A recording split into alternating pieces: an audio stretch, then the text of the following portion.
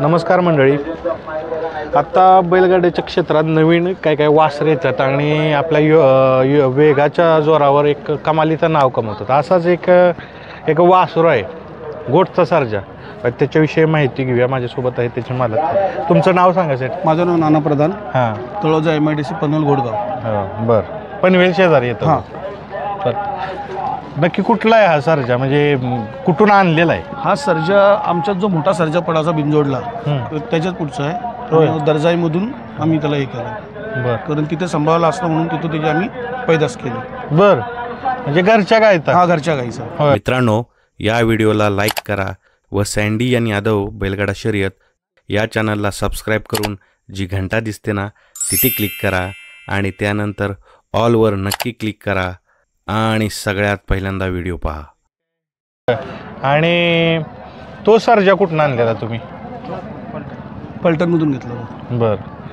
बरं आता ह्याचं वैशिष्ट्य, हा बैल हे वासरू म्हणून बैल बी नाही अजून. आता किती दाते आहे? दुसरं झालं. बरं. कशामुळे हे प्रसिद्ध झालं माहिती आहे का? म्हणजे एक बिनजोडचा एक चांगला पळणारा बैल म्हणून मत्तूरकडे बघितलं जातं. मत्तूर बरोबर पळणं तेही आदत वयात ही खूप मोठी गोष्ट. कसा पहिरा झालेला मत्तूर बरोबर? मथुर बरोबर पहिला आमचे बंधू अरुण पाटील आणि जगदीश कोळी यांनी तो पहिरा केला होता. त्याच तेच सांगतील काय. बरोबर. त्यांच्या मार्गदर्शनाखाली सगळे पहिरे नियोजन तेच करतात आमचे. बरं. काय वैशिष्ट्य दिसतंय नक्की ह्याच्या पळण्यात? त्याला पळतं फुल स्पीड आहे. खालपासून जो स्पीड आहे तोच त्याला शेवटपर्यंत स्पीड आहे. बरं. आणि जसा मोठा सर्जा होता आमचा, बरं, म्हणून त्याचं नाव आम्ही छोटा सर्जा ठेवला. आणि तुम्हाला सांगाय आवडेल, एखाद्या पळणाऱ्या बैलाच्या पैदास पळत नाहीत, म्हणजे जसं जर इतिहास पाहिला तर, पण ह्याला अपवाद सर्जा आहे. हो,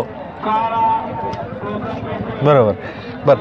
आता कुठे कुठे यानं कामगिरी चांगली केली बिनजोडला? मी एक मथुरचं उदाहरण सांगितलं, अजून सांगा. बिनजोडला मुंबईमध्ये बऱ्याच ठिकाणी केलं. बरं. आता त्यांची टीम आहे, सहकार्य आहेत, तर त्यांच्याकडे जाऊया. कसा शिकवला आहे हा बैल? म्हणजे घरच्याच नाही, म्हणजे जी आपण जी पैदाश केली होती आपल्या इजू ड्रायव्हरने कर्जाईमधला, तर एक आणलेचा सुलतान म्हणून पालायचा. तर सुलतानमध्ये त्यांनी आपल्या कोरेगावमध्ये जो आझाद केसरी मैदान झाला होता त्याच्यामध्ये त्यांनी 4 नंबर पटकवला होता. कोणी? राजा सर्जाना? सर्जाने, अंधीचा सुलतान आणि सर्जा. मग त्याच्यापर्यंत आपला जो इजू ड्रायव्हर आहे तो बोलला माझा वासरू गोट करा आणि आमचं घरीच ठेवून. कितीची खरेदी आहे ही खरेदी झाली आमची घरच्या घरात प्रेमापोटी. बरं बरं. हा बैल त्यांनी नाही घोट म्हणजे पनवेल साईडला तिकडं असतो, पण इकडं गाठाव कुणाकडे असतो? गाडाव महेश पटोले. कुठलं गाव त्यांचं? दर्जाईमध्ये. दर्जाईमध्ये. दर्जाई कुठे आले साधारण? साताऱ्यामध्ये. हां, म्हणजे दररोजच्या तिथे. पुशेगाव. हां, दर्जाई. बरं. आता सगळ्यात महत्त्वाचं की ह्याचा ठामपणा खूप आहे, त्यामुळे ह्याला एक वेगळं स्पीड येते. तर जसं मी ह्यांना विचारलं शेडजींना, तसं मला सांगा ह्याची सुरुवात कशी केली? हा वासरू जलमलं की घरच्याच गाईचं वासरू आहे? हे वासरू इजूनी शिकवले. ते बोलला शेड आपला वासरू चांगला पळतो. त्यांनी एकदम पलवले मैदाना. मायनीलमध्ये पण वासरू बाहेरनं पण फायनलला राहिला होता, तिथं पण 3 नंबर आला होता. मी मुंबईला नेला. मुंबईला एक पहिली छोटी रेस केली, तिथं पण चांगला पळाला. मग त्याला असते चांगले पहिले केले. बरं. नक्की सर्जा कुठून जादा पळतो? उजवी, डावी? त्याला अजूनपर्यंत फक्त शर्यतीला मी डावीच खांदे पळवले आणि फेरे फक्त 2 उजव्या खांदे आतमध्ये.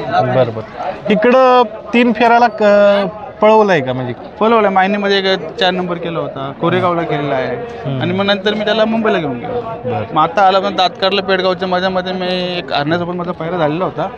बबलू शेट्टी मला बैल दिला होता दावलीच्या, पण दात लावले, दात काढल्यामुळे मी बैल नाही काढला. बरं बरं बरं. ती काय एक अशी घटना झाली त्यामुळे तो कॅन्सल केला. मग तो बैल बसून ठेवलं. मग आता फेरा मारला त्या दिवशी आणि माझं मैदानाला काढलं. काय सगळ्या मोठ्या टॉपच्या बैलांबरोबर पळतोय, मग काय तुम्हाला काय दिसतंय? काय त्याच्यात राग आहे का संयम आहे? कशामुळे पळतात? एकदा सुटल्यापासून आहे ना, मग ते जे स्पीड आहे ना ते चांगले स्पीड आहे. त्यामुळे आपल्याला पहिऱ्यामध्ये काही अडचण येत नाही. ज्याला पण आपण फोन करतात ते आपल्याला पहिरे लगेच भेटतात. आपल्याला कोण नाही बोलत पहिऱ्यासाठी, कारण का आपल्या वासरू पळत त्यामुळे पहिरे पण भेटतात आपल्याला. महत्वाचं सांगताय बघा, ह्यातच यशाचं गुपित लपलंय. बैल पळालं की आपोआप पैरे येते. कोणाचे? कोण नाही, गरज नाही लागत वायदीची वगैरे काय येतात. आता कोणीही बोलतो पायरा ठीक आहे आज नाही तर उद्या नेक्स्ट टाइम माझं 100% पडेल, मी 100% पडेल. सर ज्याचं शरीर बघितलं तर एकदम भारी शरीर आहे, एकदम कमालीत. कमाल. काय तुम्हाला दिसते अजून तो सर्जा होता आणि ह्या सर्जात काय समानता दिसते? समानता एकच दिसतात का गाडीवर जर पळायला लागले ते गाडी कट करून देत नाही. बर ही त्यांची वैशिष्ट्य आहे दोघांची पळण्यामध्ये. बर त्यामुळे ते काय त्याला राग आहे त्या रागाने तो पळतो. प्युअर धनगर केला. पिवट अंगात.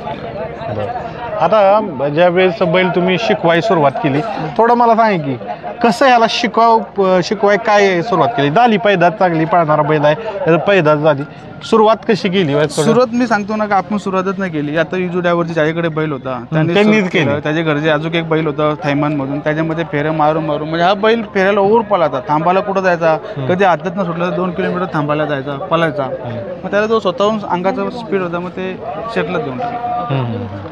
बरं, काय फरक जाणवतोय तिकडं जर बिनजोडच्या शर्यती पाहिल्या आणि इकडं छकडी शर्यत पाहिल्या तर बैलाच्या स्वभावात वगैरे काय फरक जाणवतोय? नाही, फरक तर काय जाणवत नाही, कारण का त्याने जी सुरुवात केली होती ती 6 शेकड्यातच सुरुवात केली होती पहिल्यांदा. त्याच्यामुळे त्यांनी बिनजोडला पण चांगलं केलं आणि मग 6 शेकड्यात पण चांगलं पाहिजे. स्वभावाला कसं आहे? एकदम छान आहे बैल. शांत आहे. घोटचा सर्जा पुढचं कसं नियोजन असणार आहे आता? पुढचं आता बिनजोड करणार 1 तारखेला. बिनजोड करणार. बरं, पण मी म्हणेन मी सगळ्यांना सांगत असतो की संपत्ती आहे कमी वापरा, म्हणजे त्याला आपण म्हणू ज्यादा पूर्ण सारखं मैदानात दिसण्यापेक्षा कमी वापरा आणि ते टिकवा, असं म्हणेन मी सल्ला कमीच काढतो आणि चांगले मैदान असेल तसंच काढतो आणि बिनजोड पण चांगले ठिकाणी काढतो. जसं बैल फुलं तसं नियोजन होतं तसं बैल काढतो. सगळ्यात मोठे बिनजोड कुणाबरोबर झालेले? सगळ्या वेळे बिनजोड राहुलबाईने आम्ही राधाने बैल दिला होता आणि आमची भुंगासोबत शर्यत झाली होती.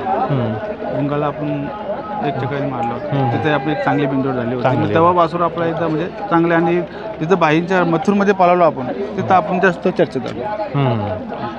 तर म्हणून मित्रांनो एक प्रयत्न होता, एक नवीन एक चेहरा येतोय, तर आपल्या चॅनलचं काम एक पाठिंबा देणं आणि एक चांगल्या प्रकाराचं वासरू पळते. कितीला मागितले हे मी विचारणार नाही, कारण प्रत्येक जणाचं तो वैयक्तिक प्रश्न आहे. नक्की आकडाही खरं कोण सांगत नाही, त्यामुळे कितीला विचारलं हे नको सांगा आपल्याला. पण एक चांगल्या प्रकारचं वासरू घोटचा सर्जा मित्रांनो नक्कीच पुढच्या काळात एक चांगलं यश मिळवेल आणि महाराष्ट्रात जे बैलगाडी क्षेत्रात आहे एक चांगला आपला ठसा उमटेल. तर हे बघू आपण नवीन वासरू घोटचा सर्जा.